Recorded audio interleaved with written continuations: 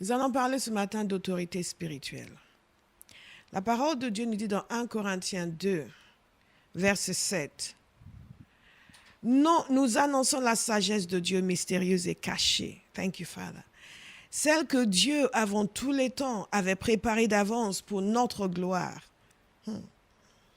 Cette sagesse, aucun des chefs de ce temps ne l'a connue, car s'il l'avait connue, il n'aurait pas crucifié le Seigneur de la gloire. Mais comme il est écrit, ce que l'œil n'a pas vu, ce que l'oreille n'a pas entendu, ce qui n'est pas monté au cœur de l'homme, Dieu l'a préparé pour ceux qui l'aiment. Or, c'est à nous que Dieu l'a révélé par son esprit.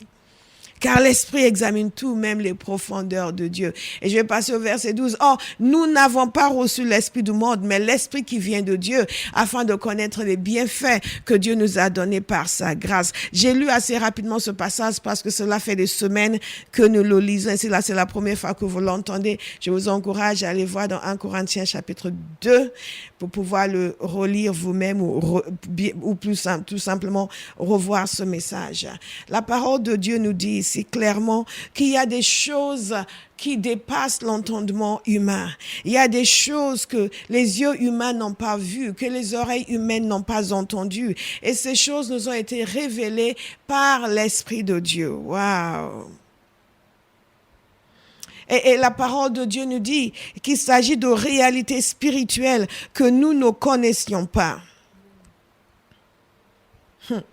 Dans 1 Corinthiens 12, l'apôtre Paul écrit et il dit ceci, qu'il ne veut pas qu'ils soient ignorants des réalités spirituelles.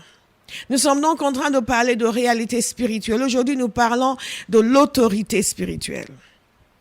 Nous avons parlé de la connaissance, de la sagesse, de l'intelligence spirituelle. Nous avons parlé de la vision spirituelle, de l'huile spirituelle. Nous avons parlé également de la puissance, non pas encore de la puissance. De quoi est-ce que nous avons parlé encore? De la force spirituelle. Aujourd'hui, nous parlons de l'autorité spirituelle. Si Dieu le veut, la semaine prochaine, nous parlerons de puissance. Parce qu'il y a une différence entre autorité et puissance. Cette différence est de taille. Et la compréhension de cette différence va nous faire beaucoup avancer dans notre marche avec le Seigneur. Alléluia. Et en fait, je vais vous donner 4 phrases qui nous permettent, ou 5, 4, que le dictionnaire, 4 phrases de dictionnaire qui nous permettent de cerner plus ou moins ce que ça veut dire autorité.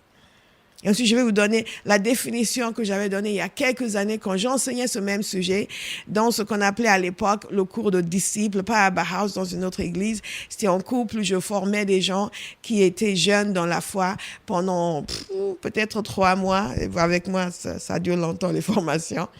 Et il y a beaucoup de gens qui, comme la grande servante de Dieu, Béatrice, qui sont passés par ce cours.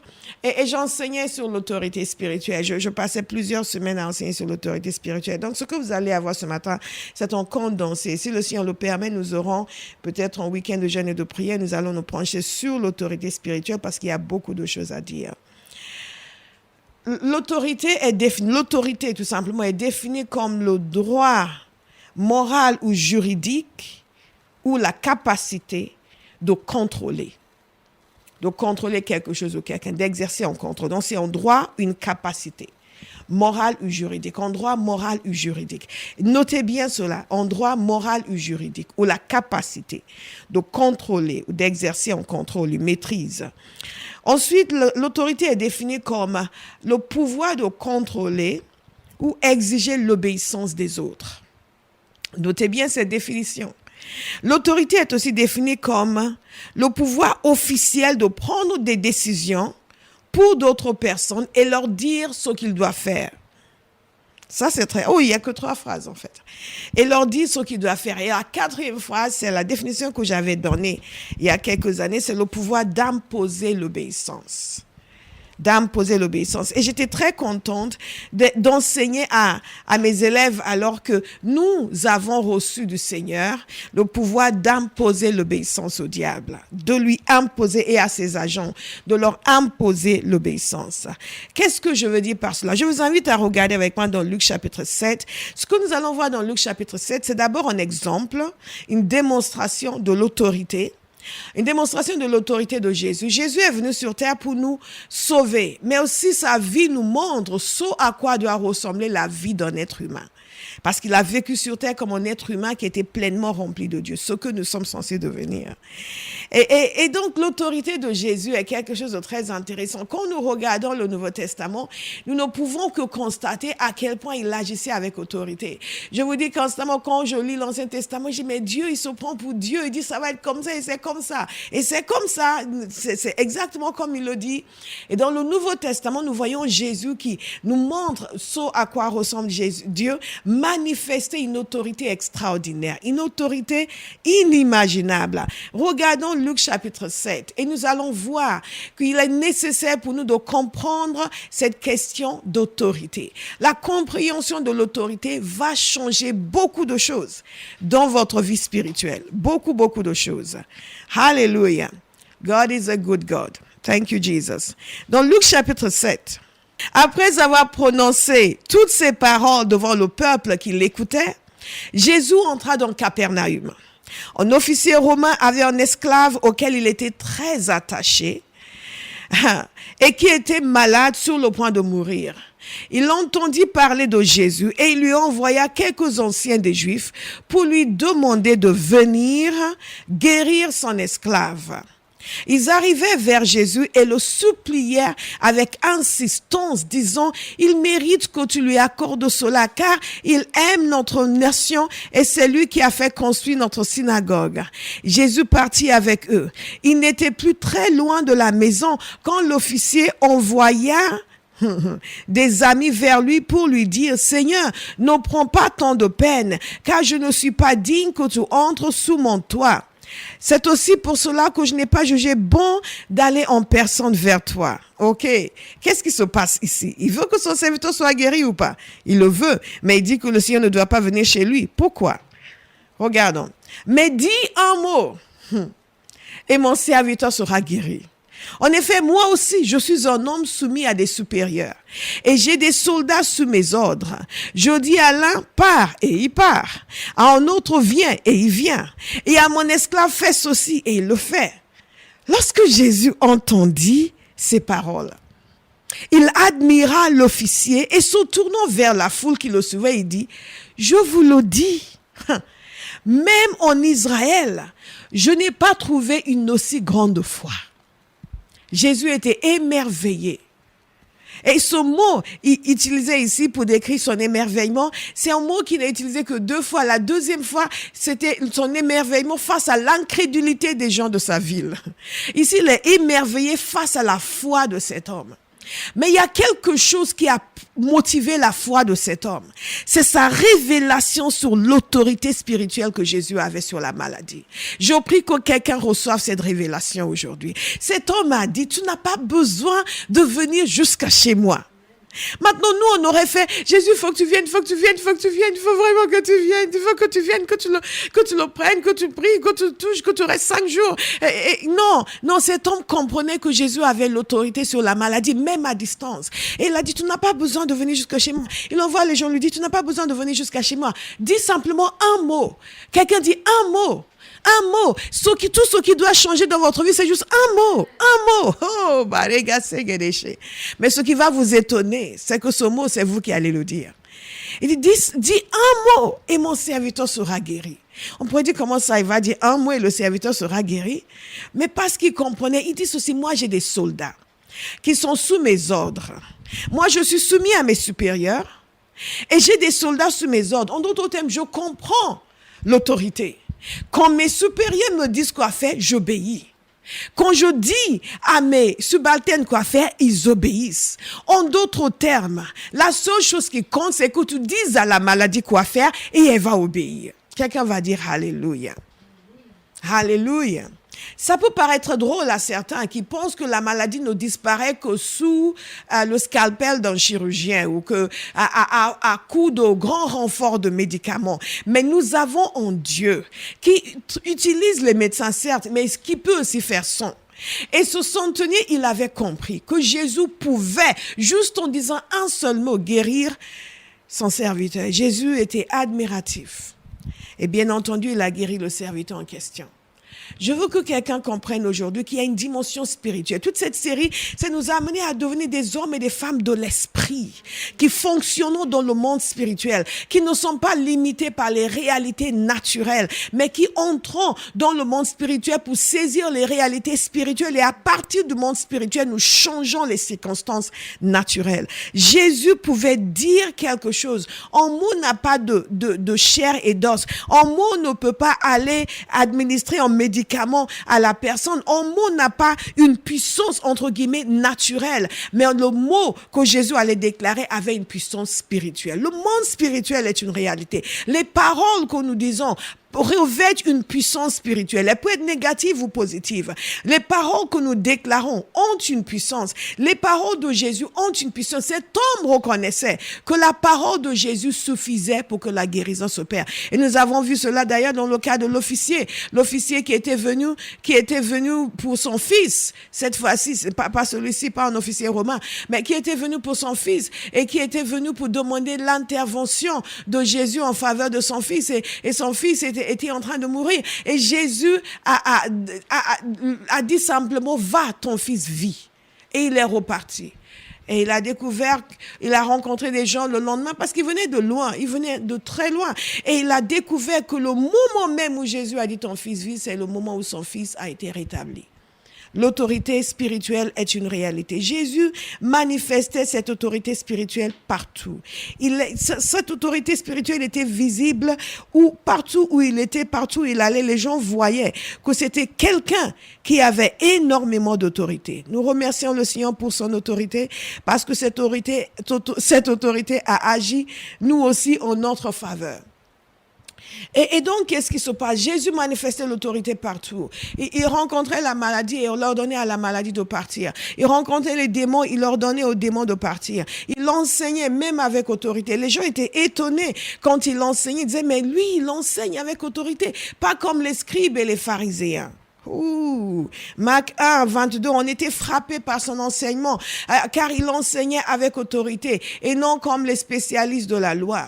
Il exerçait l'autorité sur les démons. Et vous savez, il y a l'histoire de cet homme qui était dans la synagogue à l'intérieur de l'église qui avait un esprit impur. Nous avons beaucoup de gens à l'intérieur de l'église qui ont des démons. L'activité démoniaque dans l'église est arrivée à des proportions effarantes. Et si vous ne chassez pas des démons sur les chrétiens, vous les laissez oppressés. Parce que croyez-moi, ils ne sont pas possédés, mais ils sont oppressés. Beaucoup de chrétiens sont opprimés par les démons. Mais la bonne nouvelle, c'est que nous avons l'autorité de les chasser. À l'instar de Jésus. Jésus était donc dans cette synagogue et cet homme avait un esprit impur. Et la parole de Dieu nous dit qu'il a menacé l'esprit impur parce que l'esprit avait reconnu Jésus. Il a dit, Jésus de Nazareth, qu'est-ce que tu es venu ici? Tu es venu pour nous perdre. Je sais qui tu es, le Saint de Dieu. Comme si on avait besoin de lui pour le savoir. Et la réponse de Jésus, c'était de dire ceci: tais-toi et sors de cet homme. L'esprit impur sortit de cet homme en le secouant violemment et en poussant un grand cri. Et pour tous ceux qui sont choqués quand ils voient les gens crier dans les églises évangéliques, quand Jésus exerçait dans la synagogue, les gens criaient. Les gens criaient, ils hurlaient. Quand les démons partent, parfois ils veulent faire un spectacle. Mais il vaut mieux que les gens crient et que les démons s'en aillent, plutôt qu'ils restent calmes et tranquilles et que les démons restent. Il vaut mieux qu'ils crient. Donc, ne soyez plus du tout choqués quand vous voyez une église évangélique, vous voyez les gens crier, les gens se rouler par terre. C'est parfaitement normal. C'est Dieu qui est en train de les libérer des esprits mauvais. Je me souviens, il y a une fille qui avait reçu une délivrance une fois. Elle avait commencé à crier dans tous les sens et son amie qui était venue avec elle était très choquée. Elle a dit, oui, tu as des démons. Je dis, oh, mais vous savez, la plupart des gens ont des démons.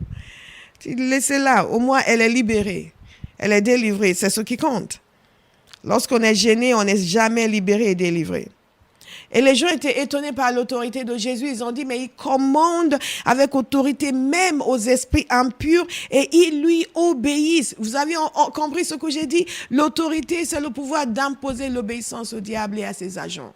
Il commande même aux esprits impurs et ils lui obéissent. Et sa réputation gagna aussitôt toute la région de la Galilée.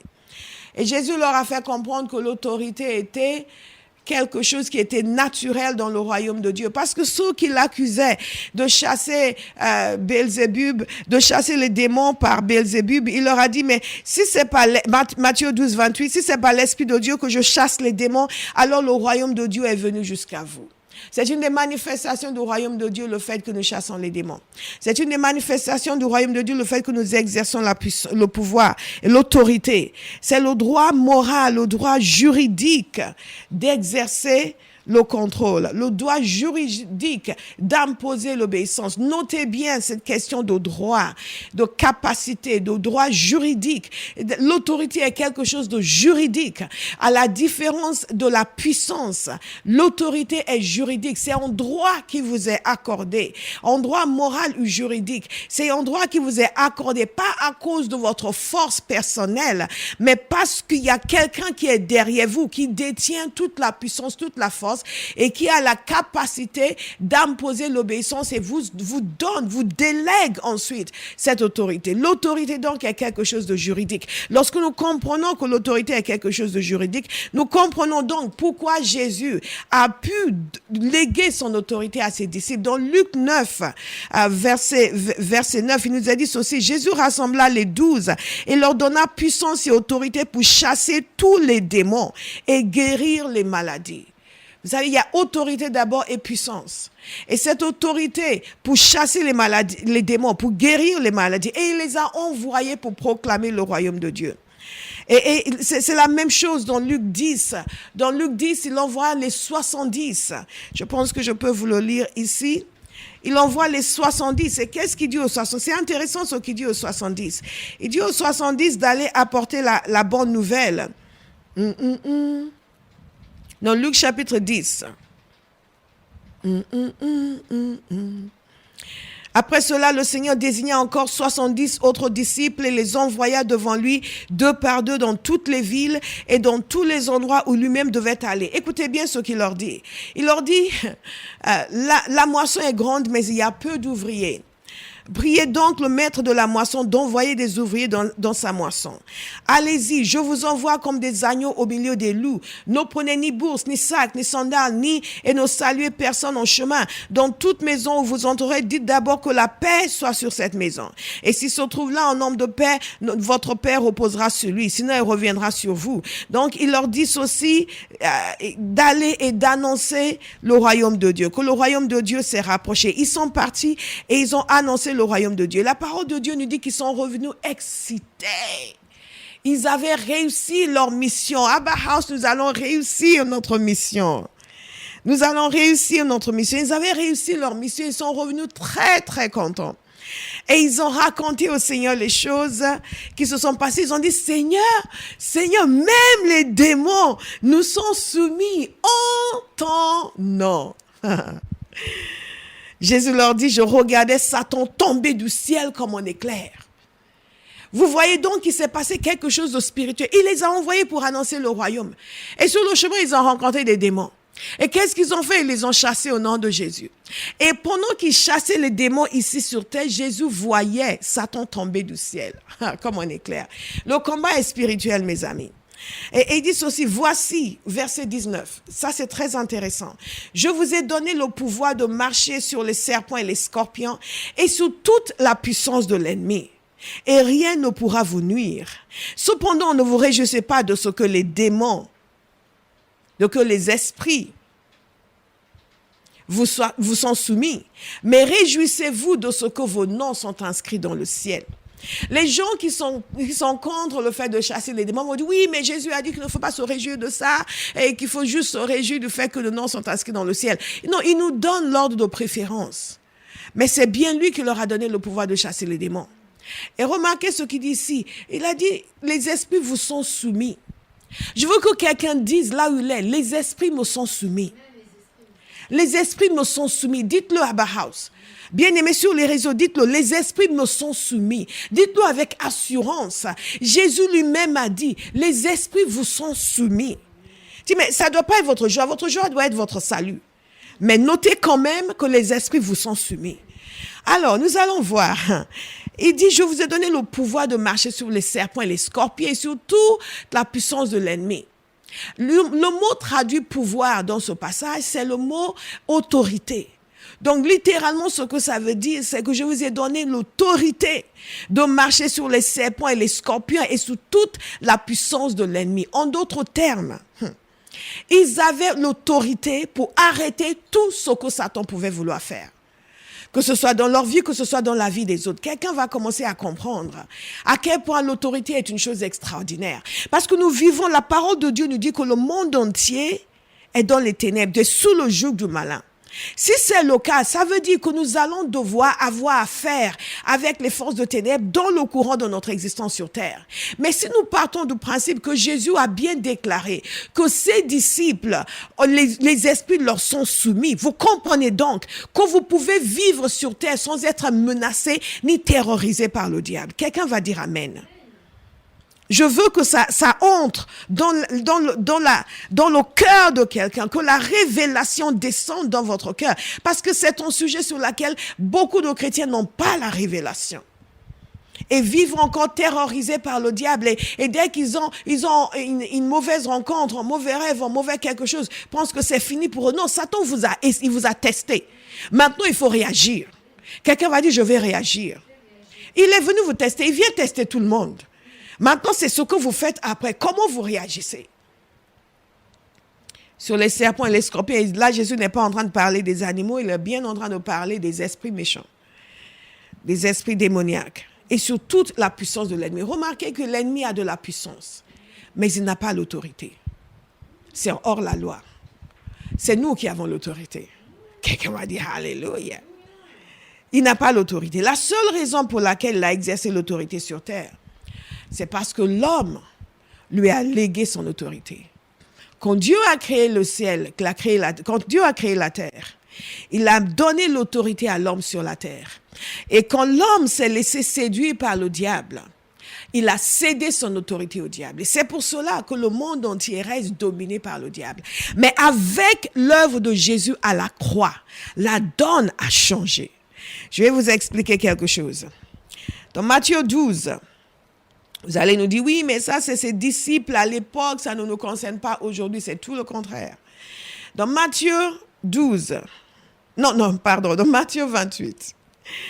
Dans Matthieu 28, après la résurrection de Jésus, notez bien, après la résurrection de Jésus, il donne un mandat à ses disciples.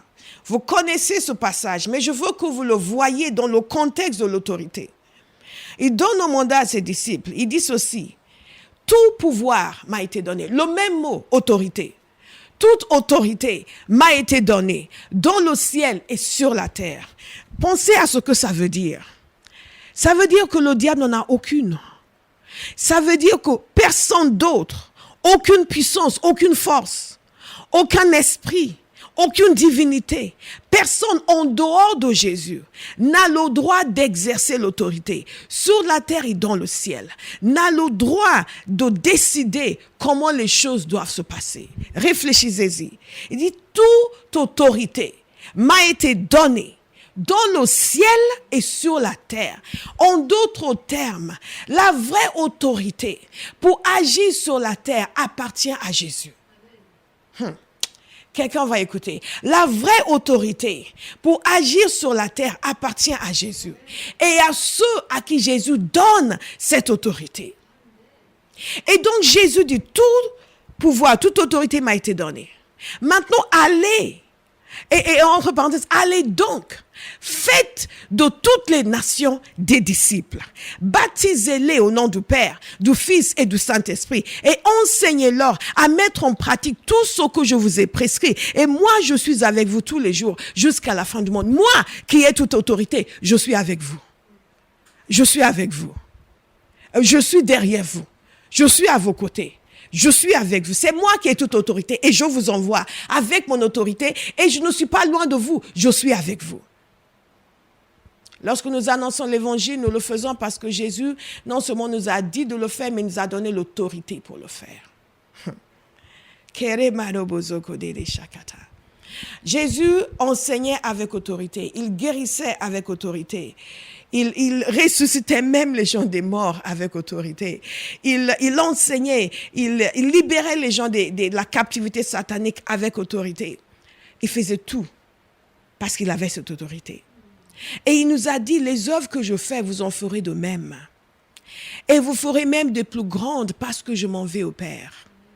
Nous ne pouvons pas faire les œuvres qu'il a faites si nous n'avons pas l'autorité qu'il avait. Parce que les œuvres qu'il a faites sont le fruit de sa capacité d'imposer l'obéissance aux circonstances. Et c'est ce qui se passe dans ce passage. Il nous donne à nous aussi la même capacité d'imposer l'obéissance aux circonstances, aux esprits démoniaques, aux situations de nos vies, à notre propre chair, et d'imposer l'obéissance à la voix du péché. C'est pour cela que la parole de Dieu dit dans Romains que le péché n'aura plus de domination sur vous. Alléluia. Quelqu'un va comprendre ce matin, il va dire, les esprits me sont soumis. Selon la parole de Dieu, les esprits me sont soumis. Et c'est important pour nous, si nous allons jouir pleinement de cette autorité, de comprendre que ce n'est pas une autorité factice. Ce n'est pas une autorité que Dieu nous donne comme ça parce qu'il nous aime bien. C'est une autorité qui est basée sur quelque chose de solide et de concret. Pourquoi est-ce que Jésus a pu nous léguer son autorité? En dépit du fait que nous ne sommes pas des gens merveilleux.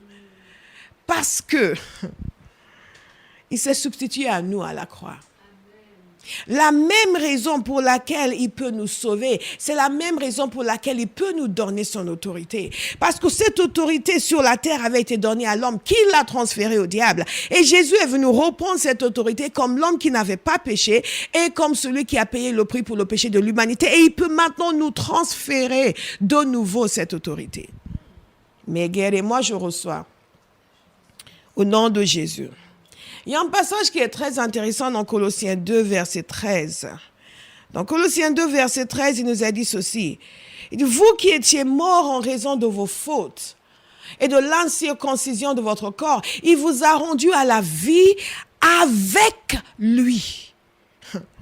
Il y a une union avec Christ. C'est pour cela que constamment dans la parole de Dieu, dans les épîtres Éphésiens, Colossiens, vous allez le voir constamment parler de en lui, en lui, en lui, en lui. Parce que maintenant, littéralement, nos vies sont cachées en Christ. Et il y a une union avec Jésus qui nous permet de jouer le rôle sur terre que Jésus a joué auprès des gens. Quelqu'un va dire, les esprits me sont soumis. Il vous a rendu à la vie avec lui. Il nous a pardonné toutes nos fautes. Il a effacé l'acte rédigé contre nous, qui nous condamnait par ses prescriptions. Et il l'a annulé en le clouant à la croix. Il a ainsi dépouillé les dominations et les autorités. Et les a données publiquement en spectacle, en triomphant d'elles par la croix. Je vais répéter ces dernières phrases. Je prie que quelqu'un saisisse la révélation. Il a ainsi dépouillé les dominations et les autorités et les a données publiquement en spectacle en triomphant d'elles par la croix. Ce que nous voyons ici, c'est la victoire absolue de Jésus. Ce qui semblait être une humiliation, le fait d'être crucifié publiquement, c'était le plan de Dieu pour qu'il paye le prix pour nos péchés et donc qu'il puisse annuler toutes les prescriptions et les ordonnances qui nous étaient contraires et qu'il puisse faire taire toutes les voix d'accusation. Parce que la parole de Dieu dit que Satan est le grand accusateur. Et son nom veut dire, en fait, ça veut dire l'adversaire. Hey, thank you, Father. Donc, il a effacé l'acte qui a été rédigé contre nous. Pourquoi c'est important? Parce que non seulement, ce n'est pas simplement que la condamnation a été enlevée, mais que la puissance des autorités démoniaques a été annulée.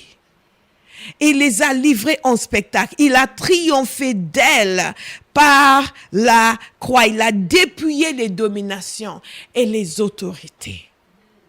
Mais la parole de Dieu nous dit dans Éphésiens 6 que nous ne luttons pas contre la chair et le sang, mais contre ces puissances, ces principautés, ces autorités, ces dominations.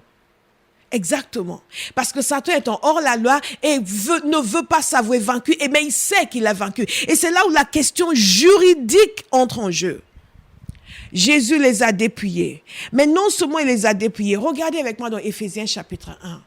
Parce que je veux que vous compreniez, Jésus a légalement le droit de nous conférer l'autorité sur la terre, conférer l'autorité sur toutes les puissances en jeu sur la terre. Pourquoi? Parce qu'il a fait quelque chose qui l'autorise non seulement à reprendre cette autorité que l'homme avait donnée au diable, mais aussi à le donner à des êtres humains qui, eux, ne sont pas parfaits et que normalement ne devraient pas pouvoir avoir une telle autorité. Mais parce que grâce à son sacrifice, il a pu effacer nos péchés et les prescriptions et les ordonnances qui nous étaient contraires. Il a pu donc nous déléguer son autorité.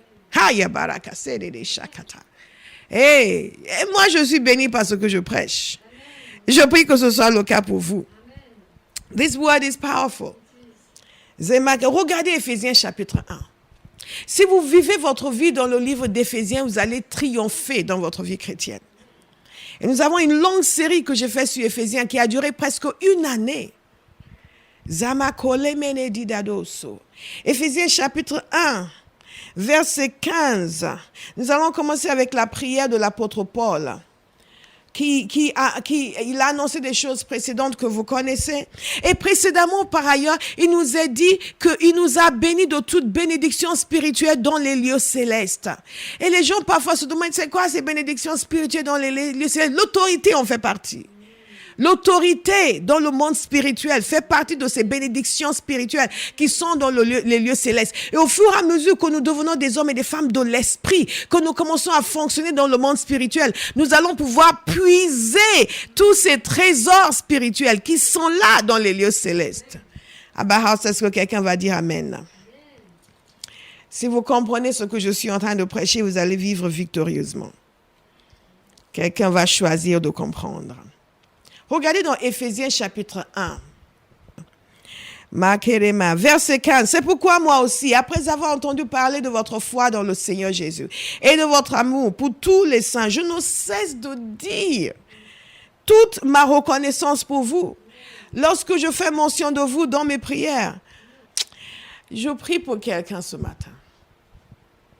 Que votre témoignage soit tel que vous inspirez les actions de grâce. Que quelqu'un puisse voir votre vie chrétienne et que ça le pousse à remercier le Seigneur pour ce qu'il fait dans votre vie. Que quelqu'un puisse voir votre amour pour Dieu, votre constance et que ça le pousse à remercier le Seigneur pour ce qu'il fait dans votre vie. Éphésiens 1, verset 15. Au verset 17. Je prie que le Dieu de notre Seigneur Jésus-Christ, le Père de gloire, vous donne un esprit de sagesse et de révélation qui vous le fasse connaître. Je prie qu'il illumine les yeux de votre cœur et je prie cela sur quelqu'un ce matin. Qu'il illumine les yeux de votre cœur pour que vous sachiez quelle est l'espérance qui s'attache à son appel. C'est de ça qu'il s'agit. C'est ce que l'apôtre Paul est en train de dire. Que vous ayez les yeux, que vous connaissiez les réalités spirituelles.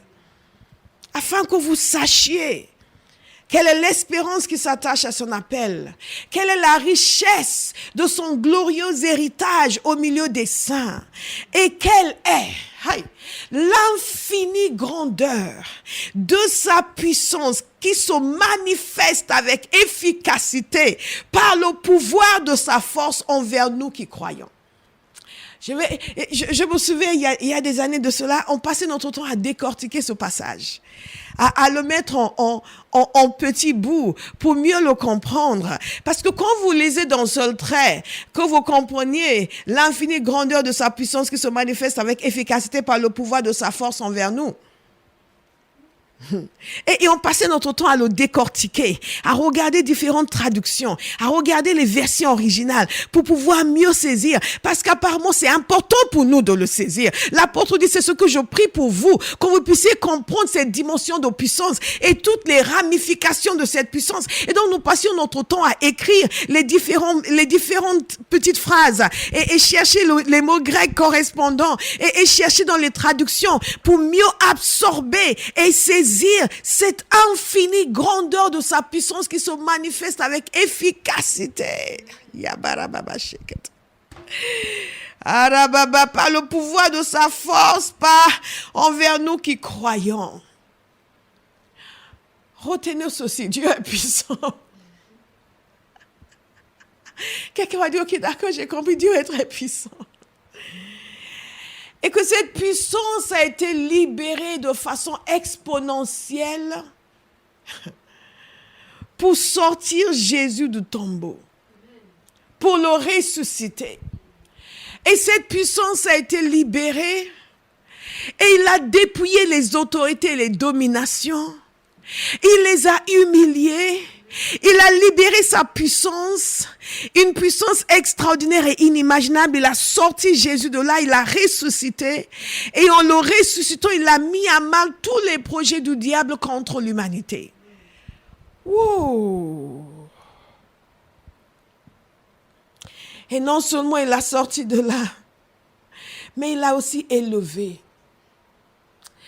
Et c'est là où nous ne méditons pas suffisamment. Il l'a aussi élevé. Et il a élevé avec cette même puissance.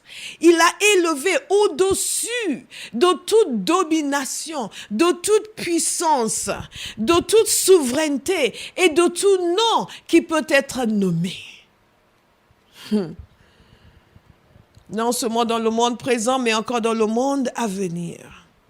C'est pour cela que de même dans Colossiens, il dit, afin qu'au nom de Jésus, tout genou fléchisse et toute langue confesse que Jésus-Christ est Seigneur. Parce qu'il a élevé au-dessus de toutes les dominations, de toutes les puissances, de toutes les principautés, de tous les esprits divers et variés qui existent dans le monde spirituel. Et il lui a donné la place, la prééminence, la place la plus haute. Et il a tout mis, il lui a tout assujetti. Je veux que vous compreniez que quand Jésus dit « le tout pouvoir m'a été donné », il ne mentait pas. Je veux que quand Jésus nous dit « je vous donne l'autorité et la puissance de marcher sur les serpents et les scorpions et sur toute la puissance de l'ennemi et rien ne pourra vous nuire », il sait de quoi il parle. Hi, Father, give us revelation. Give us understanding. Et non seulement dans le monde présent, mais encore dans le monde à venir. En d'autres termes, il a élevé pour faire de lui le chef de tout. Au verset 22. Vous pouvez dire, oui, mais bon, ok, c'est le Seigneur Jésus, gloire à Dieu, merci Seigneur, tu es puissant. Mais au verset 22, il a tout mis sous ses pieds. Je veux que vous compreniez que nous sommes en train de parler d'une réalité, quelque chose qui s'est produit à un moment donné. Et que maintenant, dans le monde spirituel, il a tout mis sous ses pieds. Il l'a donné pour chef suprême à l'Église, qui est son corps, la plénitude de celui qui remplit tout en tous. Maintenant, qu'est-ce que nous sommes en train de voir? Nous sommes en train de voir le fait que Jésus a été élevé au-dessus de toute principauté, toute puissance, au-dessus de tout nom. Il a autorité, la domination sur tout. Il a tout mis sous ses pieds. Mais il y a aussi une autre information critique et nécessaire qui ressort dans ce passage, c'est le fait que nous sommes maintenant le corps de Christ. L'Église est son corps. Lui, il est la tête. L'Église est son corps. Mais il vient de nous dire qu'il a tout mis sous ses pieds. Maintenant, si nous sommes son corps et que tout est sous ses pieds, ça veut dire que tout est sous nos pieds. En Corinthiens 15, 27, nous dit ceci, Dieu en effet a tout mis sous ses pieds.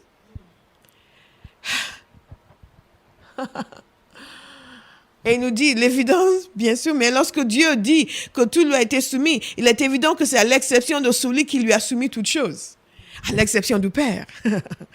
Kerema soberesha. I'm getting very happy preaching this message. Sekemuro boboze kete.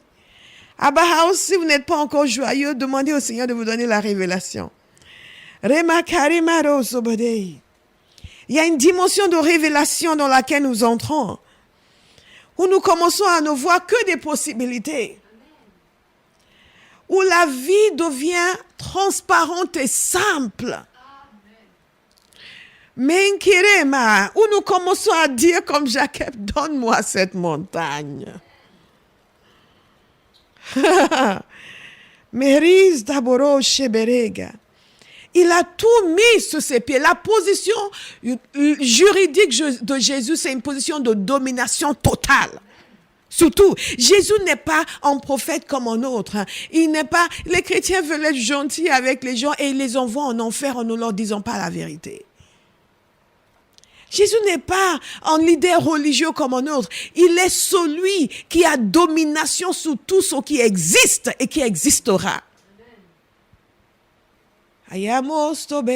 C'est pour cela que Pierre et Jean, quand ils allaient dans le temple, ils sont passés à côté de cette porte appelée la Belle. Ils étaient en mesure de dire, nous te donnons ce que nous avons au nom de Jésus.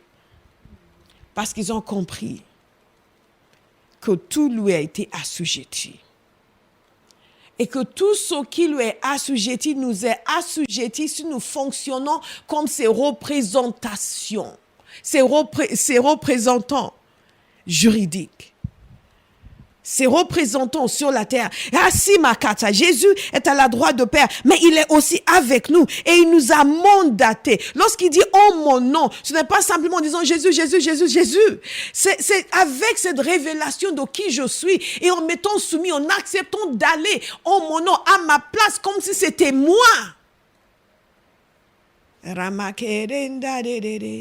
En agissant pour mon compte.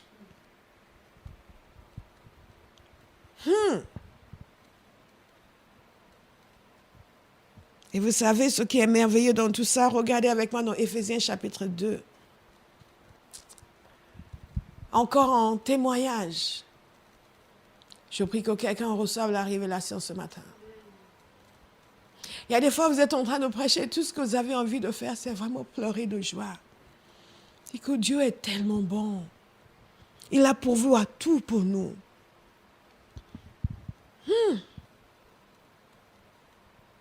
Éphésiens 2, verset 4, mais Dieu est riche en compassion.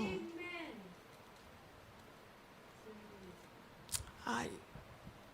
Vous savez, il y a des gens qui n'aiment pas Dieu et qui se plaignent de l'Ancien Testament pour dire, oui, mais pourquoi Dieu dit de tuer les gens? Moi, je dis, Dieu a créé les gens, il peut les tuer. Primo, secondo, Dieu est tellement bon. Quand vous voyez le témoignage des Écritures, sa compassion est tellement immense, son pardon est tellement immense, que si Dieu décide de vous tuer, vraiment, vous méritez de mourir. Je prends fait et cause pour le Seigneur. Si Dieu tuait les gens facilement, nous serions tous morts. Aïe.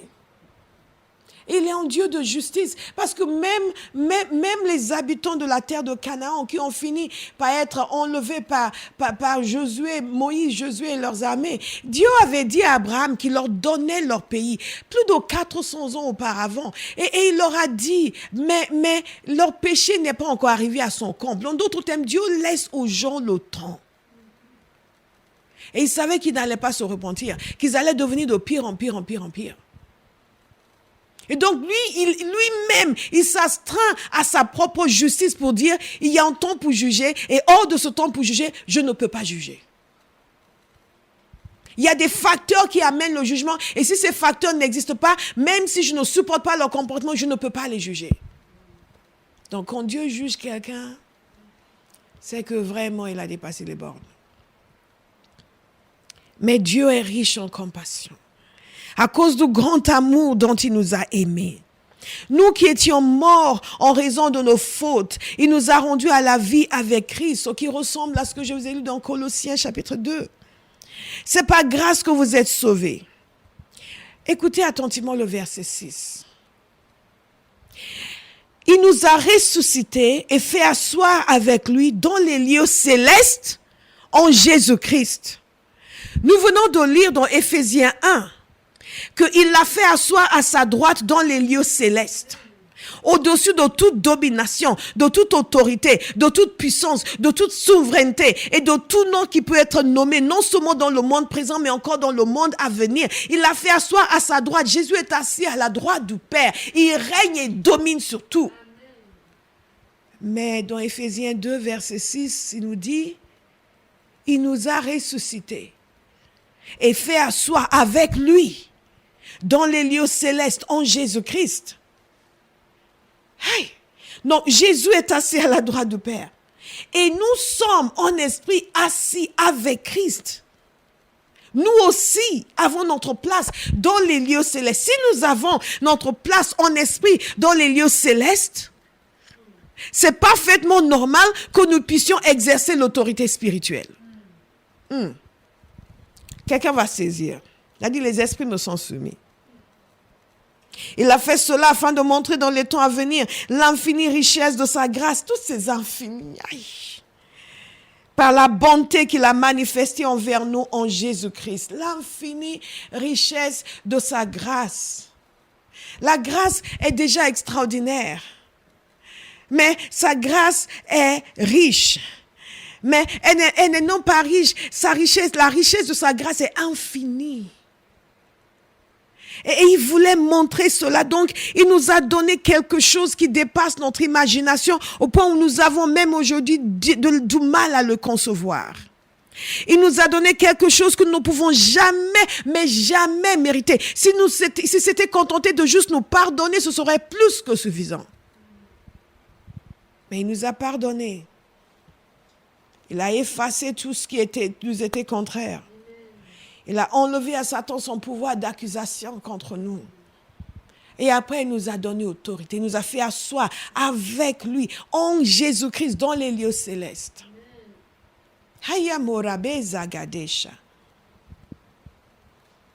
Et donc, nous comprenons que quand Jésus dit « Tout pouvoir m'a été donné », allez et faites des nations des disciples, que c'est tout à fait faisable parce que nous sommes assis dans les lieux célestes. Et que tout ce qui est de cette terre est subordonné à ce qui s'établit dans les lieux célestes. Karimana, c'est pour cela que nous avons la capacité de lier et de délier, d'interdire et de permettre. Zamakerimana, quand il a envoyé ces 70, il leur a dit, quand il vous accueille dans une maison, prononcez la paix sur cette maison. En d'autres termes, il nous a donné aussi l'autorité de bénir. Donc, quand je déclare une parole de bénédiction sur votre vie, vous pouvez y croire parce qu'il nous a donné l'autorité de bénir. Et les gens, ils ne croient pas. Quand on déclare une bénédiction, ils disent, oh, ouais, d'accord. Mais après, ils ont peur que quelqu'un les a maudits. Si quelqu'un peut vous maudire, quelqu'un peut vous bénir.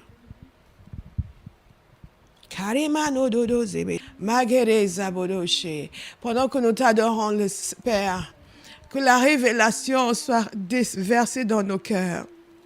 Pendant que nous t'adorons, Père, que la compréhension des choses spirituelles soit déversée dans nos cœurs. Alors que quelqu'un lève sa voix vers toi ce matin pour te remercier et pour te bénir et pour t'adorer. Et miséricorde de notre ignorance, Père. Et miséricorde de notre cécité. Et ouvre nos yeux spirituels pour que nous puissions saisir les profondeurs de ta bienveillance. Ribagos te marishabode. Libérez votre chant vers le Seigneur. Après 3 jours de jeûne, vous avez un chant. Les maisines de bouquet. I hear you, Lord. I hear you, Lord. Ooh, my God, is it? Thank you, Father. Yes, Lord. Yes, Father.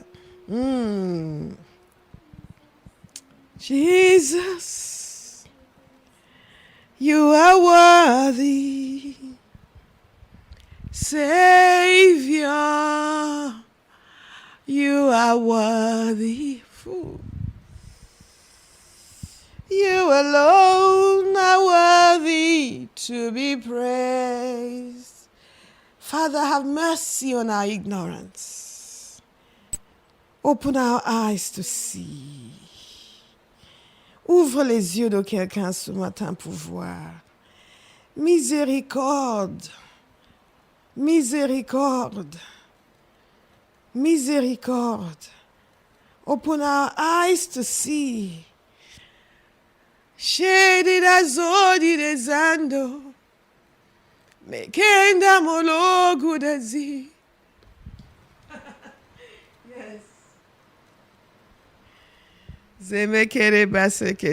Père, fais sauter les verrous. Keremanaka. Qu'il y ait une pluie de révélation, une inondation dans cette maison qui a été barricadée contre toi pendant si longtemps. Sabake, ça c'est une parole pour quelqu'un. Zekano motedesha. Thank you, Father. Fais de Abraham son peuple d'adorateurs qui est touché par ta parole et capable de s'émerveiller de la vérité de Dieu. Capable de saisir et de s'en émerveiller. Yes, Lord. Thank you, Father. Thank you for the cross. Thank you. L'autorité spirituelle. Mande qui est l'autorité spirituelle. Je vous invite à vous asseoir. Magonde bere zabodo shekate.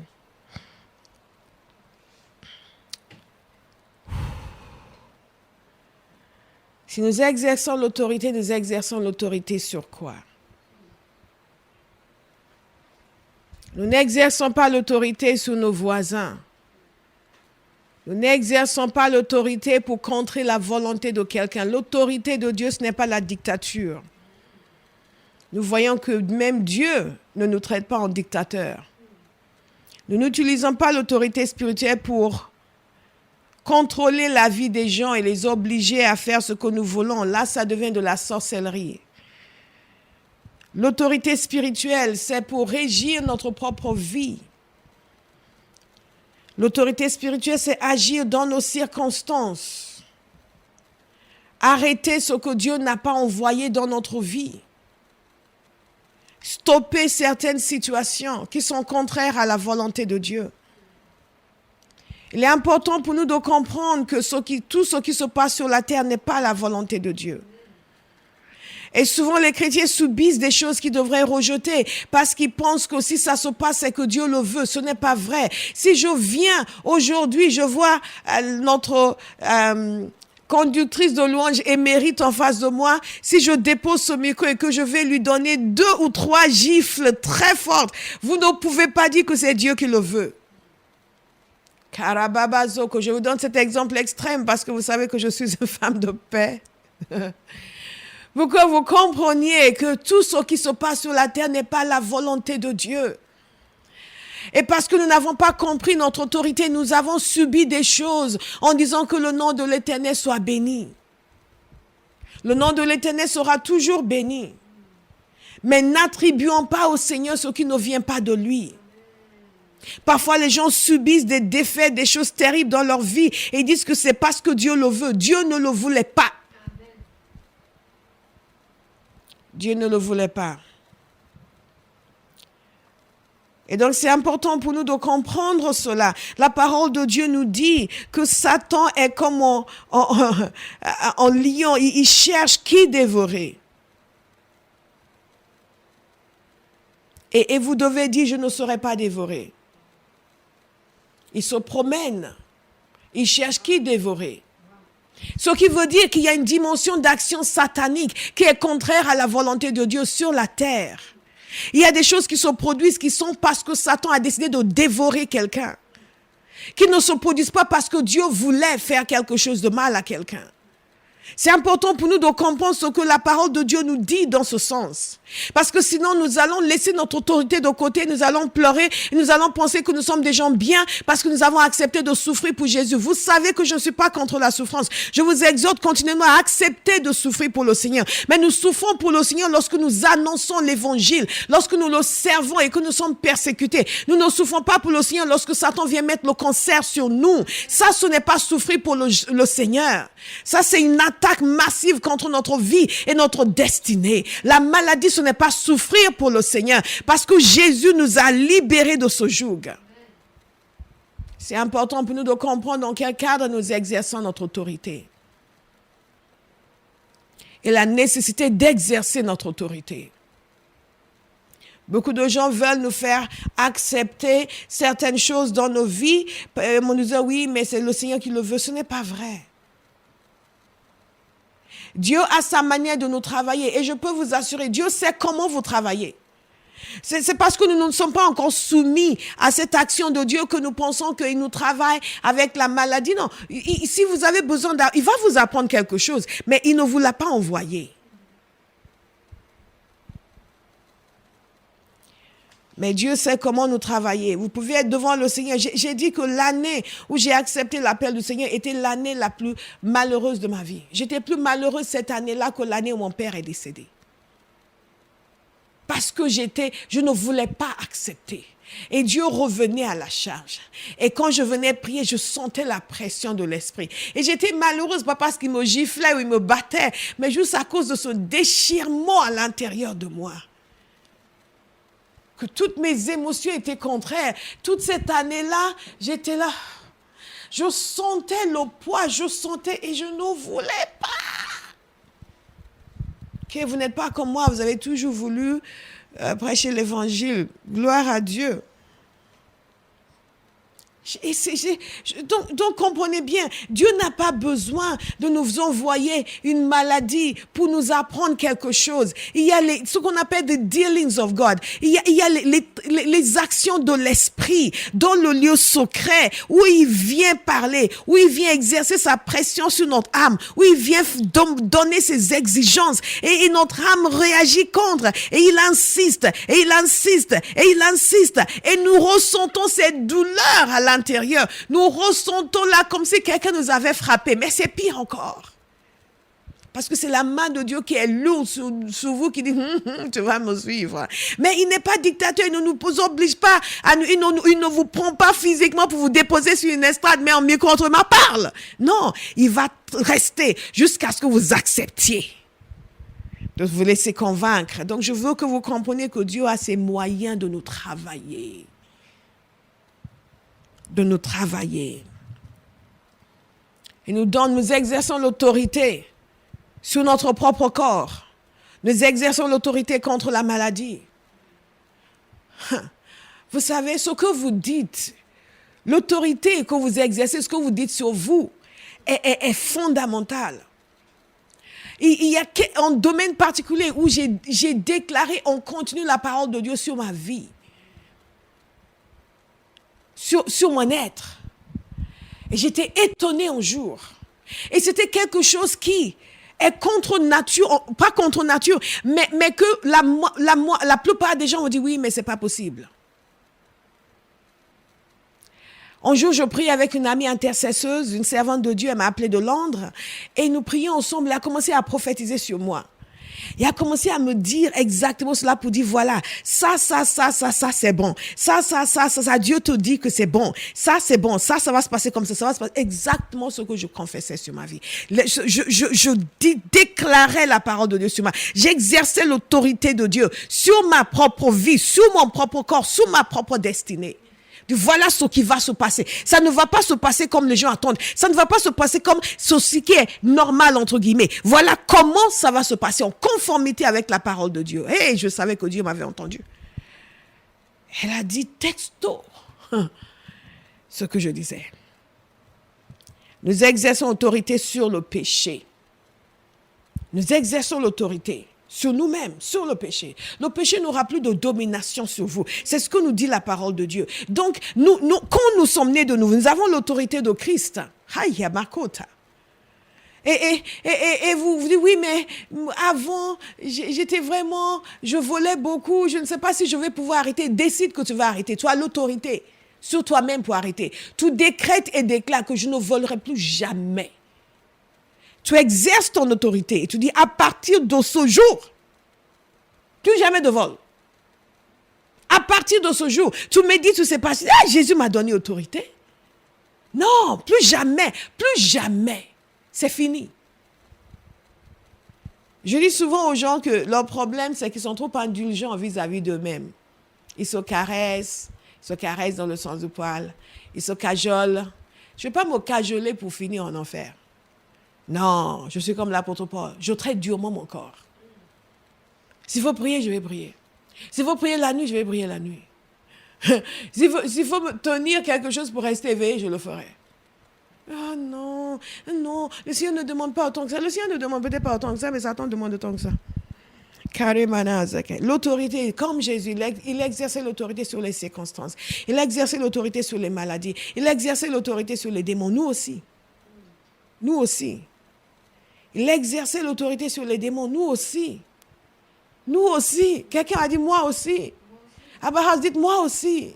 J'exerce l'autorité sur les démons. Dites-le avec force. Moi aussi. J'exerce l'autorité sur les démons. Et ils m'obéissent. Et ils m'obéissent. Ils m'obéissent. Au nom de Jésus. Alléluia. Là, vous êtes engagés. Les prochaines délivrances, je vais vous choisir pour aller les faire. Il n'y a plus besoin de Pasteur Bola. God is a good God. L'autorité pour bénir, pour délivrer, pour guérir. Voilà pourquoi Jésus nous a donné l'autorité. L'autorité pour appeler à l'existence ce qui n'existe pas. L'autorité, il a dit à Jérémie, je te donne l'autorité pour bâtir et pour détruire, pour restaurer. C'est cette autorité que nous avons. Nous pouvons appeler à l'existence ce qui n'existe pas. Parce que nous sommes la voix de Dieu. Nous pouvons décréter tout ce que Dieu dit, nous pouvons le redire. Dieu dit quelque chose et nous le disons. Dieu dit quelque chose et nous le disons. Il décrète et nous décrétons. Et nous appelons à l'existence ce qui n'existe pas. Nous prions et nous décrétons. Nous prions et nous déclarons. Nous exerçons l'autorité. Quelqu'un va commencer à exercer son autorité. Je vous parlerai la prochaine fois en détail des armes de notre autorité. Mais sachez qu'il s'agit du nom de Jésus et du sang de Jésus. Ce sang par lequel nous avons été purifiés, qui nous autorise donc, sans être accusés, nous-mêmes, à exercer l'autorité. Ce sang par lequel, Zamaka, le prix a été payé et Jésus s'est substitué à nous. Et grâce à cela, il a dépouillé les dominations et les autorités. Aïe, la puissance est à notre disposition. Mais comment exercer l'autorité? Merci d'avoir posé la question. J'aime ce sujet. Et je suis toujours émue que Dieu nous ait confié autant d'autorité. Parce que l'autorité est transférable. L'autorité peut être confiée à quelqu'un. De la même façon que la puissance est transférable. Et c'est important pour nous de comprendre ces choses dans le monde spirituel. Mais l'autorité est différente de la puissance parce que l'autorité, c'est le droit de faire quelque chose. La puissance, c'est la matière brute qui accomplit la chose. Mais quand nous exerçons notre autorité, la puissance de Dieu est libérée pour l'action. C'est la raison pour laquelle nous n'exerçons notre autorité que dans le cadre de la volonté de Dieu. Parce que si vous exercez votre autorité hors du cadre de la volonté de Dieu, soit rien ne va se passer parce que Dieu ne va pas libérer sa puissance, soit quelque chose va se passer et c'est Satan qui réagit. Nous exerçons notre autorité dans le cadre de la volonté de Dieu. Au nom de Jésus, tout genou fléchira, toute langue confessera que Jésus-Christ est Seigneur. À la gloire de Dieu le Père. Même l'élévation de Jésus, c'est à la gloire du Père. Donc, quelle que soit l'autorité que nous avons, ça doit être à la gloire du Père. Quelle que soit la dimension, la puissance que nous avons, quel que soit le niveau auquel nous arrivons, tout doit être à la gloire du Père. Et c'est une des choses qui nous permet d'exercer efficacement l'autorité. Quand tout ce que nous faisons, c'est à la gloire du Père. Quand vous allez évangéliser, que vous prenez autorité sur les esprits d'incrédulité qui empêchent aux gens de vous écouter, c'est à la gloire du Père. Comment est-ce que nous exerçons l'autorité? La première chose, je vous invite à l'écrire, c'est ceci. Prendre nos responsabilités. Devenir responsable. Assumer nos responsabilités. Nous avons beaucoup parlé de force spirituelle. Et cette force à l'intérieur est nécessaire pour exercer notre autorité correctement. Parce que sinon, Satan va venir vous intimider. Et vous allez vous laisser intimider. Alors que c'est vous qui avez l'autorité. Et lui n'a aucune autorité. Il n'a aucune autorité contre vous. Mais vous avez autorité contre lui.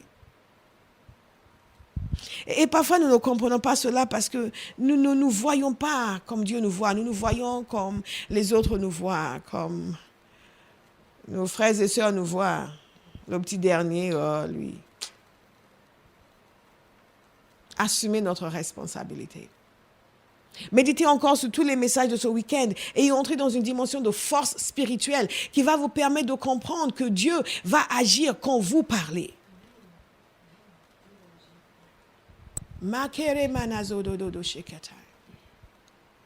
Il veille sur sa parole pour l'accomplir. Même sa parole qui sort de votre bouche. C'est la raison pour laquelle la parole de Dieu nous dit concernant Samuel que Dieu ne laissait aucune de ses paroles tomber par terre. Parce que Samuel disait ce qu'il entendait Dieu dire. Et quand vous dites ce que vous entendez Dieu dire, Dieu va accomplir vos paroles. Quand je déclare la bénédiction sur quelqu'un, je sais que la personne est bénie. Ramanon dododo jekata.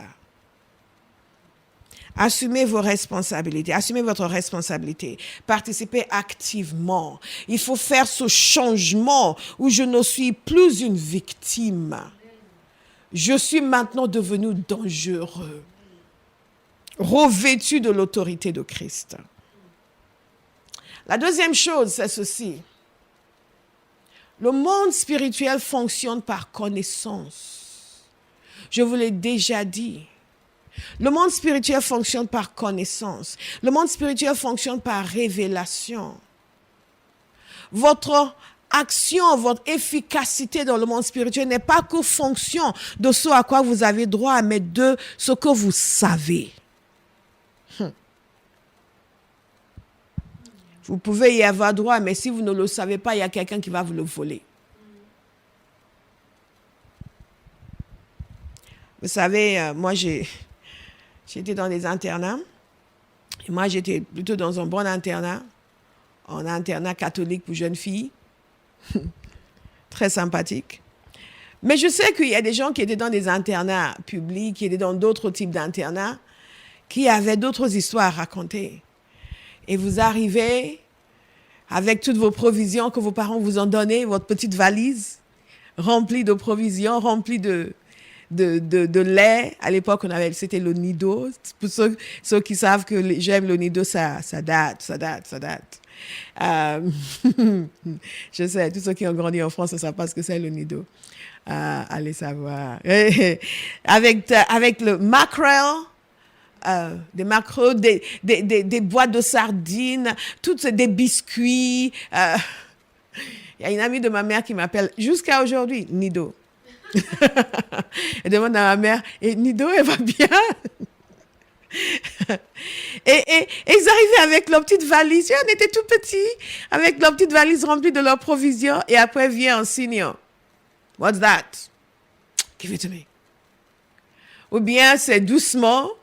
Il vient, OK, give me some Nido. Et l'enfant donne parce qu'il ne connaît pas ses droits. Il ne sait pas que son seigneur n'a pas le droit de lui prendre ses provisions. Mais il se laisse dépouiller. Parce que le seigneur a l'air menaçant. Oh, il lui suffit de dire à un prof ou de dire même au head boy et le seigneur va être vite récalé parce que c'est illégal, il n'a pas le droit de faire ça. Mais il va se laisser dépouiller parce qu'il ne sait rien. Il est ignorant de ses droits. Satan est en hors-la-loi. Et parce que les chrétiens souvent sont trop paresseux pour prendre le temps de méditer la parole et être imprégnés d'une pleine conscience de leurs droits, se laissent dépouiller. Et aussi parce que Satan sait intimider les gens. Il est très méchant. Il sait intimider les gens. Il se laisse intimider et se laisse menacer. Et donc se font dépouiller. Il y a beaucoup de gens qui se font dépouiller, on continue, se font dépouiller. Parfois, c'est quelque chose de circonstanciel, parfois c'est générationnel. C'est les esprits de la maison de votre arrière-grand-père, c'est les esprits de maçonnerie, c'est les esprits des forteresses, des villes, des petits villages. Tous ces petits villages de France, si vous allez, vous sentez que ça sent quelque chose. Des esprits qui sont là depuis des générations, qui décident que même si vous allez vivre à Paris, ils vont vous suivre. Et que votre grand-père, votre arrière-grand-père était alcoolique. Et tous étaient dans la famille, il y a une histoire d'alcoolisme. Ils vont vous suivre de là jusqu'à Paris. Vous allez vous installer tranquillement dans votre petit appartement du 16e. Et ils vont venir s'installer avec vous. Et vous ne savez pas pourquoi vous avez détesté votre père parce qu'il buvait, mais vous ne savez pas pourquoi à 40 ans, le même âge que lui, vous aussi, vous commencez à boire. Et votre femme, qui pendant toutes ces années était fier de son mari. Lui, il n'est pas comme son beau-père. Non, mon beau-père, non, mais franchement, on a connu de première catégorie. Et toutes ces années, il était fier de son beau mari tout jeune, qui réussit merveilleusement dans la vie, de leur super appartement. Ah, il est sorti de son village de paumé, et tout, dans votre belle société. Mais tout d'un coup, madame rentre à la maison, elle sent quelque chose. Mais qu'est-ce que c'est que ça? Mais quelqu'un est venu ici, chérie? Non, on n'a pas eu de la visite, mais je sens que c'est certainement parce qu'il y a eu une fête au travail et les gars, ils ont bu, tu sais comment ils sont mais le lendemain, ils sont... mais tout d'un coup, elle arrive, elle voit son chéri. L'esprit familial est venu réclamer son dû.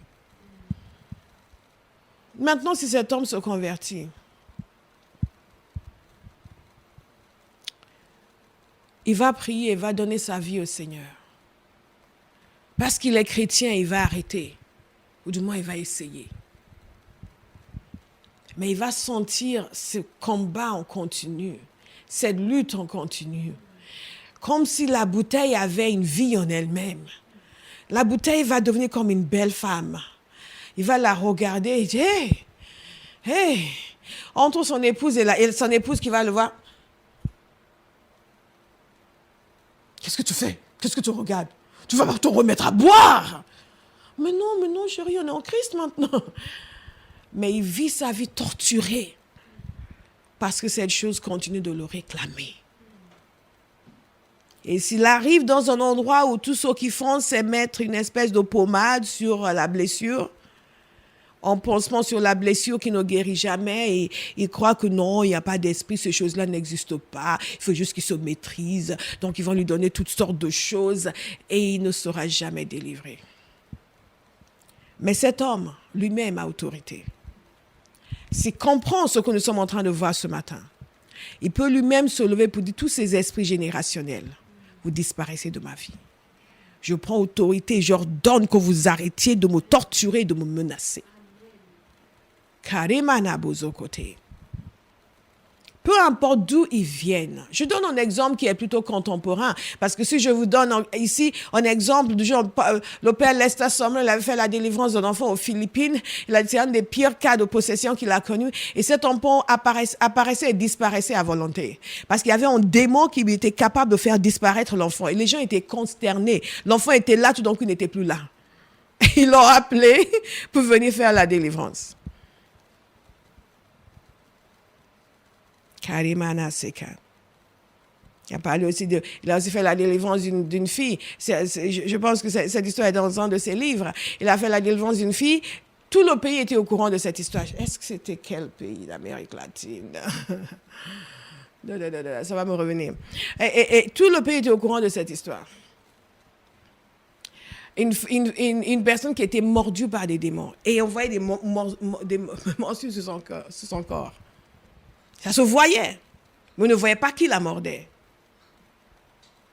Dans des cas comme ça, si je vous donnais un cas, oui, mais bon, c'est extrême, ça ne se passe pas ici. Vous serez étonné de ce qui se passe ici. Quand vous êtes enfant de Dieu, vous avez l'autorité. Pourquoi? Je vous l'ai expliqué. Reprenez ces versets, méditez-les. Méditez-les encore et encore, jusqu'à ce que ça descende dans votre cœur. Qu'il y ait une révolte à l'intérieur de vous contre toute atteinte à votre intégrité physique, morale et spirituelle. Mais vous devez réagir. J'ai entendu le témoignage d'un serviteur de Dieu qui disait que quand il venait de se convertir, il avait vécu une vie assez immorale et quand il venait de se convertir, tous les jours, dans son sommeil, une femme venait pour rester avec lui. Vous savez pourquoi? Et le matin, il se réveillait dégoûté. Et ça a continué pendant des mois. Et il était né de nouveau. Il ne comprenait pas son autorité. Mais il s'est mis à jeûner et à prier. Parfois, c'est nécessaire pour nous aiguiser spirituellement et comprendre davantage la parole de Dieu, de jeûner et de prier. Et tout a disparu. Je veux dire à quelqu'un aujourd'hui que vous avez autorité. Cette autorité a été obtenue à la croix. par la résurrection et l'élévation de Jésus. Il a délégué son autorité. Vous pouvez avoir confiance dans le fait que le monde spirituel sait que vous avez le droit d'exercer cette autorité. Non pas à cause de ce que vous êtes en vous-même, mais parce que vous êtes maintenant en Christ, assis dans les lieux célestes en Jésus-Christ. C'est une réalité spirituelle qui ne dépend pas de votre beauté physique ou votre absence de beauté physique, qui ne dépend pas de même pas de vos origines. Ça ne dépend de rien, sauf de ce que Jésus a accompli pour vous. Et le fait que vous avez décidé de suivre ce Jésus, tous les bienfaits qu'il a obtenus par son sacrifice deviennent votre partage. Je vais vous dire encore une autre raison. N'oubliez pas, quand vous exercez votre autorité et vous fonctionnez dans la domination, vous ne le faites pas que pour vous sentir bien. Vous le faites pour être utile à Dieu. Moi, j'ai décidé que tout ce qui va me permettre d'être utile à Dieu, de ne pas gaspiller ma vie sur terre, mais de l'optimiser pour le royaume de Dieu, je veux. Si vous ne fonctionnez pas dans l'autorité, vous ne pouvez pas optimiser votre vie pour le royaume de Dieu. Vous allez toujours être en deçà de là où vous devez être. Vous allez être torturé, affecté, anxieux. Toutes sortes d'émotions bizarres, toutes sortes d'esprits bizarres vont venir vous fréquenter, passer du temps avec vous, vont vous pousser la tête le matin, vous pousser la tête la nuit. Vous allez entendre des bruits bizarres. Je sais quoi ça encore? Ils vont jouer avec vous. Les démons sont très méchants. Quand ils voient un chrétien qui ne sait pas qui il est, il devient leur pion. Il devient un appât. Parce qu'ils ont une haine terrible pour les enfants de Dieu. Il faut que votre vie soit utile à Dieu. Vous allez donc faire le nécessaire pour fonctionner dans votre autorité. Parce que c'est votre autorité que Dieu va utiliser pour libérer quelqu'un de la captivité. C'est votre autorité que Dieu va utiliser pour faire avancer son règne sur la terre. Des gens qui devraient venir à Christ, mais il y a un esprit qui les harcèle, qui les empêche. Vous prenez autorité sur cet esprit. Poup! Et ils sont différents.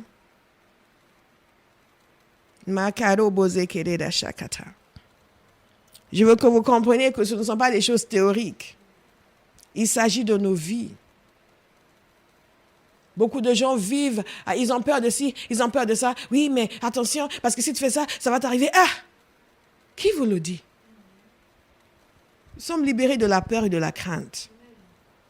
Mais quelqu'un doit assumer sa responsabilité. Quelqu'un doit prendre le temps nécessaire et méditer en continu sur la parole de Dieu jusqu'à ce que ça devienne une réalité pour lui. Et qu'il soit vexé, offensé. À chaque fois qu'un démon vient le taquiner, pardon, mais tu te crois où? Mais, oh, je suis né de Dieu. J'ai entendu une servante de Dieu, Billy Brim, dire quelque chose. Elle était dans un endroit où les gens invoquaient. Vous savez, il y a ces outils que les gens utilisent pour invoquer des esprits et qui écrivent automatiquement. Moi, je n'ai jamais fait, mais je sais que ça existe. Et c'était des gens ses enfants étaient là avec des gens et ces gens ont commencé à faire ça. Elle est arrivée, elle était vexée de voir que ces gens faisaient un truc satanique en présence de ses enfants. Donc, elle a décidé de mettre fin. Cet esprit s'exprimait jusqu'à ce qu'on s'en arrivait. Elle a décidé de mettre fin à tout ça. Elle a pris autorité doucement sur cet esprit pour dire, maintenant, tu vas arrêter. Tu ne vas plus répondre. Et tout, donc, il faisait plus de réponse. Ça ne bougeait plus, ça n'écrivait plus, ça ne réagissait plus. Donc, elle a dit, maintenant, tu vas répondre en leur disant, qui t'a empêché de répondre? Donc, elle leur a dit, mais demandez-lui qui lui a empêché de répondre. Et elle pensait que l'esprit allait écrire Jésus. Et l'esprit a écrit le nom de cette servante de Dieu, Billy. Elle a regardé. Bien-aimés, vous avez autorité. Lorsque les fils de Sévas essayaient de chasser les démons leur ont dit, on ne vous connaît pas, vous, on connaît Paul. Ils ne connaissaient pas que Jésus, ils connaissaient Paul. Ils connaissaient Paul. J'aime bien lorsqu'un serviteur de Dieu a dit que non, il ne permettra à aucun démon d'utiliser son nom pour la formation des démons. Il a dit, voilà, c'est comme on a fait en tel. C'est comme ça que vous allez faire. Les Screwtape Letters. Lettres.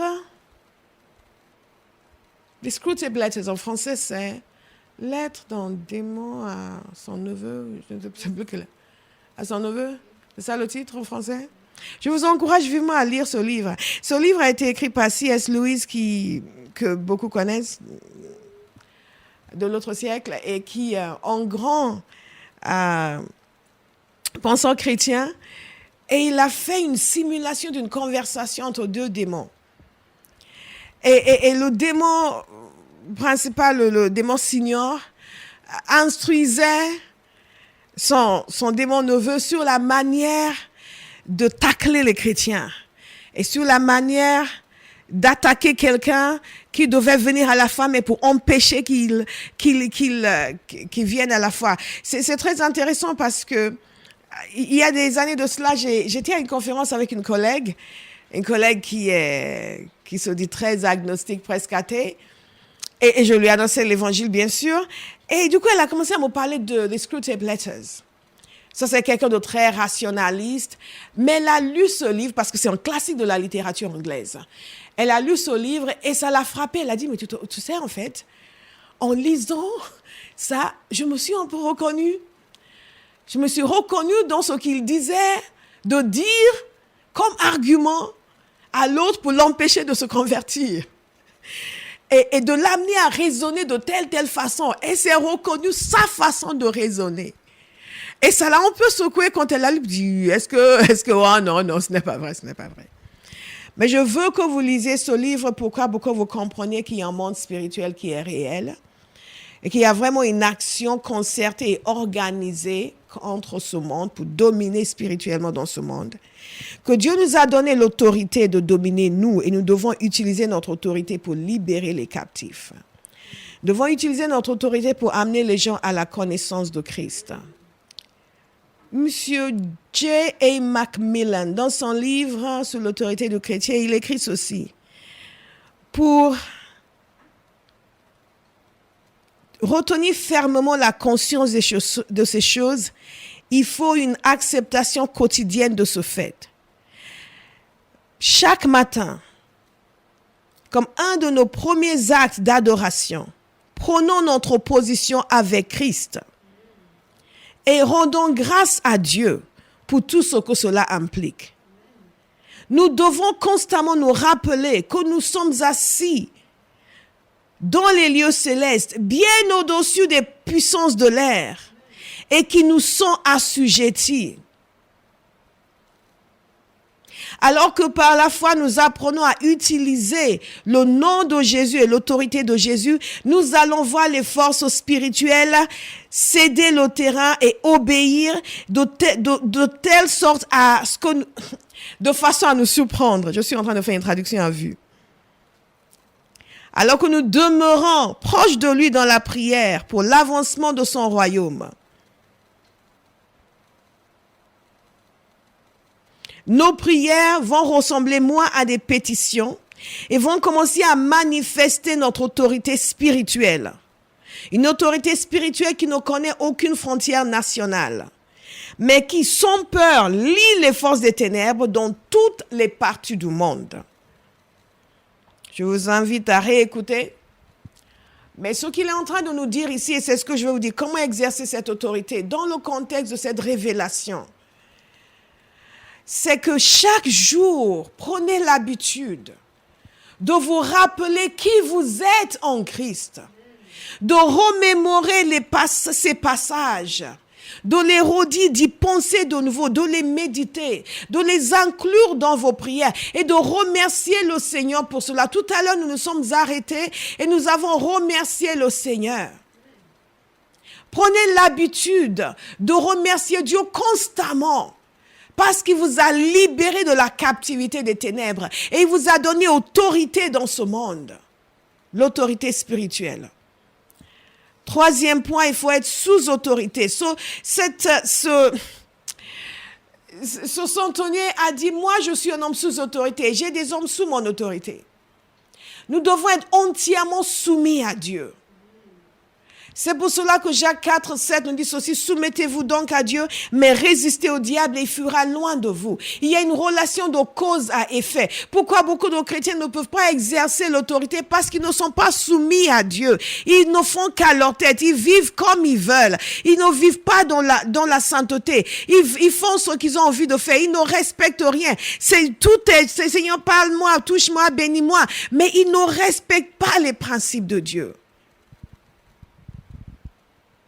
Abba dit à quelqu'un, respecte les principes de Dieu. Respecte les principes de Dieu. Et bien sûr, qui dit soumission, dit consécration totale. Dans le monde spirituel, on sait qui est qui.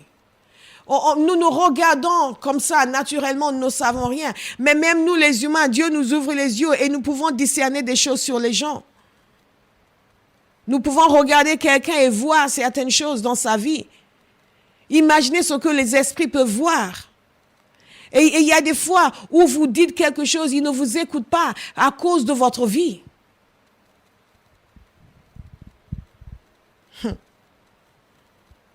Serviteur de Dieu témoignait sur une délivrance qu'il avait faite. C'était un démon assez costaud et assez rebelle. Il ne voulait pas partir. Et chaque personne s'avançait pour lui dire, oui, au nom de Jésus. Et il lui disait, hé. Commençait à révéler des choses secrètes dans la vie de chacun. Et dès qu'il commençait à révéler des choses, les gens se taisaient et s'éloignaient. Parfois, notre autorité, Satan résiste à notre autorité, pas parce qu'il a le droit, mais parce qu'il voit que nous ne sommes pas en phase avec Dieu. Comment exercer l'autorité? Être sous l'autorité de Dieu, être soumis à Dieu, être totalement consacré. Et dernièrement, comment exercer l'autorité? Résister. Il dit ceci, résistez au diable et il fuira loin de vous. Je veux vraiment que nous comprenions ceci. C'est que nous pouvons, par la puissance du Saint-Esprit, configurer nos vies, configurer notre existence. Dieu nous a donné un immense champ d'activité, il nous a donné un potentiel extraordinaire. Nous pouvons configurer certaines dimensions de notre existence. Nous pouvons déterminer, nous, le degré de puissance spirituelle que nous aurons à l'intérieur de nous. Nous déterminons, nous, le degré de capacité spirituelle que nous avons. Nous déterminons le degré de force spirituelle que nous avons. Nous déterminons certaines situations dans nos vies. Nous pouvons décréter des choses qui vont s'accomplir et arrêter certaines choses. Mais tout dépend de notre compréhension de notre autorité et notre manière de vivre pour fonctionner dans cette autorité. Je veux encourager quelqu'un aujourd'hui à décider zéro contamination démoniaque dans ma vie. Zéro infestation démoniaque dans ma vie. Toute ma vie sera conforme à la volonté du Père. Toute ma vie sera en phase avec sa volonté. Je vais inviter quelqu'un à se lever et commencer à prier. Et dire, Père Zamaka, ma vie doit être en phase avec ta volonté. Mes pensées doivent être en phase avec tes pensées. Il faut que je puisse te plaire et exercer pleinement l'autorité que tu m'as donnée. Un des grands secrets de l'autorité de Jésus, c'est le fait qu'il était sans péché. C'est le fait que Satan ne pouvait pas lui résister parce qu'il n'y avait rien en lui de corrompu. Et donc, souvent, certains ont fait l'expérience. Vous commencez à prendre autorité. Tout d'un coup, vous avez des pensées qui vous viennent. Le souvenir de toutes les bêtises que vous avez faites. Le souvenir de ce que vous avez fait hier. Le souvenir d'un péché que vous venez de commettre. Et ça, c'est le démon qui vous répond. Si vous pensez que c'est juste venu par hasard, non. Ça, c'est le démon qui vous répond. Qui dit, hé, je te connais. Mais qu'est-ce que vous faites quand un démon vous répond? Vous répondez. Tout de suite, vous demandez pardon au Seigneur. D'ailleurs, n'essayez même pas de chasser un démon si vous n'avez pas encore confessé vos péchés. Surtout si vous venez d'en commettre. Demandez, si nous confessons nos péchés, il est fidèle et juste pour nous pardonner. Et pour nous purifier de toute iniquité, quel qu'il soit. Simplement, Père, je te demande pardon. J'ai mal agi. J'ai mal parlé, j'ai mal fait, je me suis mise en colère. J'ai été impatient. Je te demande de me pardonner. Et la parole de Dieu nous dit qu'il est fidèle et juste pour nous pardonner. Vous recevez tout de suite votre pardon, vous tournez vers ce démon. Oh, maintenant toi. Sans hésiter un instant. Et, ah non, tout ça c'est fini. Sous le sang de Jésus. Maintenant toi, au nom de Jésus, pars. Parfois, vous pouvez être là en train de prier pour quelqu'un, pour aider une personne. Tout d'un coup, vous êtes rempli d'un sentiment d'être indigne. Dans le sens que vous-même, vous êtes indigne. Vous êtes qui pour faire ça? Ça, c'est le démon qui vous répond. Qui est en train de vous dire, oh. Et vous aussi, vous lui dites, Geremone zamoro shegere. Lante keke kasoto toto zegade. Mandere de zakate. Les démons règnent et ils dominent par l'intimidation, la manipulation et le contrôle. L'intimidation, la manipulation et le contrôle. Je veux que vous compreniez que l'intimidation n'est pas de Dieu. Beaucoup de chrétiens se laissent intimider, se laissent manipuler. Comment est-ce que vous exercez l'autorité? Ça, c'est un point qui est lié au deuxième point. En prenant autorité sur vos pensées par le renouvellement de l'intelligence. Vous ne pouvez pas exercer l'autorité efficacement si vous ne renouvelez pas votre intelligence au jour le jour. Remarquez, quant à la puissance de Dieu, quant à sa capacité d'action, quant à la grandeur, à l'infinie grandeur de cette puissance, quant à la grandeur infinie de sa grâce, quant à son amour insondable pour vous. Le renouvellement continu de l'intelligence est une arme redoutable pour l'exercice de l'autorité. Quand une maladie s'attache à vous et dit « je m'en vais pas », vous ne lâchez pas non plus parce que vous renouvelez en continu votre intelligence. Dites « tu vas me quitter au nom de Jésus ». Tu vas me quitter au nom de Jésus. Mare menago zobode shabaragade saka. Mande gere babazokoto dede sheketa. Vous pouvez exercer l'autorité dans la vie de quelqu'un si la personne accepte. C'est pour cela que nous pouvons prier pour les gens, parce qu'ils demandent, ils veulent. Et dans certains cas, quand vous savez que la personne voudrait bien, mais est sous la domination du diable, vous pouvez prendre l'autorité sur cet esprit. Yamakere manaza. Zamondo bodegeshe. Prions. Priez. Que quelqu'un commence à prier. L'amado dodo, c'est remercier le Seigneur pour sa parole.